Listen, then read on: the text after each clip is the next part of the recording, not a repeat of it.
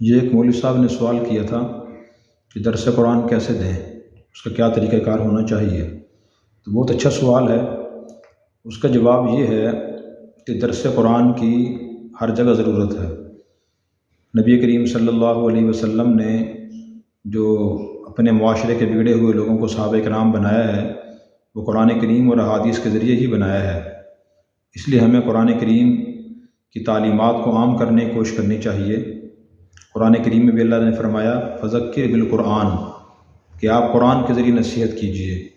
افسوس کہ آج بیان کرنے والے بہت سے لوگ قرآن کریم بیان نہیں کرتے، نبی کریم صلی اللہ علیہ وسلم کی حدیث بیان نہیں کرتے، قصے، کہانیاں، واقعات اور حکایات صرف بیان کرتے ہیں۔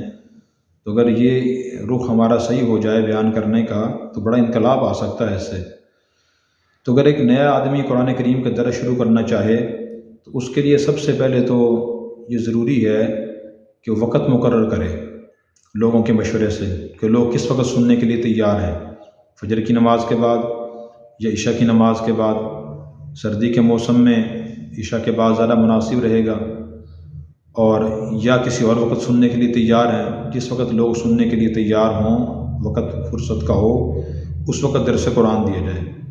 نمبر 2، مختصر دیا جائے، 15 یا 20 منٹ۔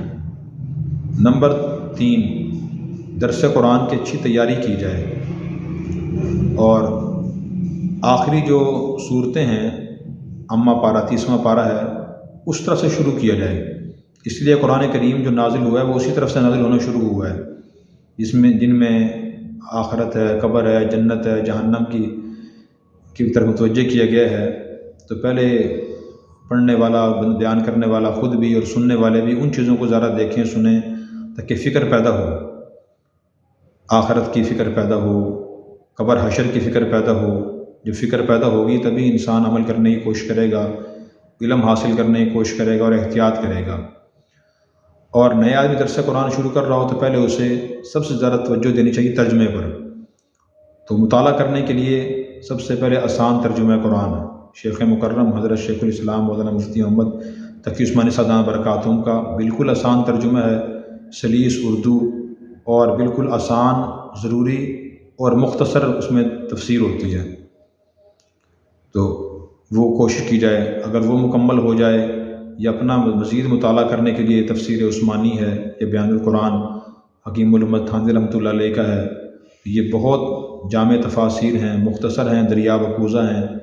اس سے آگے مطالعہ کرنا چاہیں، تفسیر معارف القرآن مفتی اعظم پاکستان مولانا مفتی مشفق صاحب رحمۃ اللہ علیہ کی بہت ہی زبردست تفسیر ہے، اور شاید یہ کوئی عالم ایسا ہوگا جس کے کتب خانے میں یہ تفسیر نہ ہو، اس کا پڑھنے لکھنے سے تعلق ہو۔ اس سے مزید آگے اگر جانا چاہیں تو جو اصل ماخذ ہیں تفاسیر کے، وہ عربی تفاسیر ہیں۔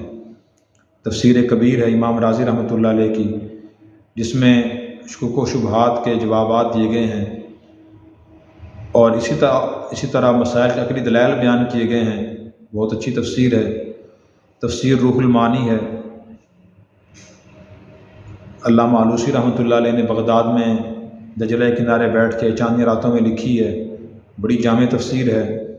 اس میں احادیث بھی ہیں، اور اسی طرح لغوی تشریح بھی ہوتی ہے، اور شرعی مسائل بھی ہوتے ہیں، تصوف کے مسائل بھی اس کے اندر ہوتے ہیں۔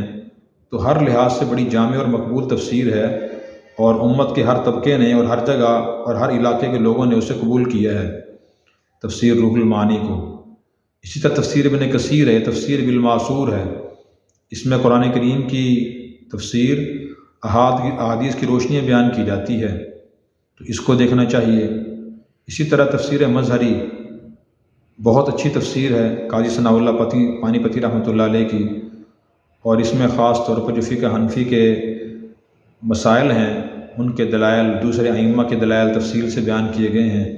عوام الناس میں چیزیں بیان کرنے کی نہیں ہیں، عوام الناس کو ترجمہ اور ضروری تفسیر سمجھانی چاہیے۔